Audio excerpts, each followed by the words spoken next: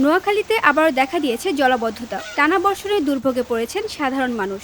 মৌসুমী বায়ুর প্রভাবে ভোর থেকে মুষলধারে বৃষ্টি হচ্ছে নোয়াখালীতে। টানা বৃষ্টির কারণে জেলা শহর মাইজদী সহ আশেপাশের বিভিন্ন এলাকার রাস্তাঘাট পানিতে তলিয়ে গেছে। ডুবে গেছে অলিগলি থেকে শুরু করে প্রধান সড়ক।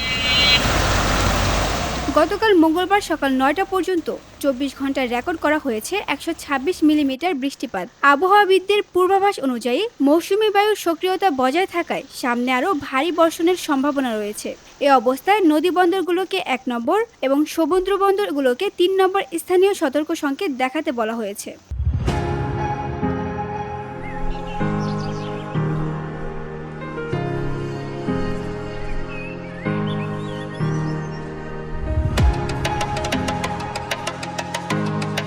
বিশেষ করে মাইজদী ইসলামিয়া সড়ক, প্রেস ক্লাব সড়ক, টাউন হল মোড়, ডিসি সড়ক, মহিলা কলেজ সড়ক, মাইজদী বাজার সড়ক এবং হসপিটাল রোড এলাকায় পরিস্থিতি সবচেয়ে খারাপ। চলাচল করতে গিয়ে ভোগান্তিতে পড়েছেন পথচারী ও যানবাহন চালকরা। প্রতিদিনের জীবনযাত্রা ব্যাহত হচ্ছে এই জলাবদ্ধতায়। স্থানীয়দের দাবি, স্থায়ী সমাধান ছাড়া মুক্তি নেই এই দুর্ভোগ থেকে।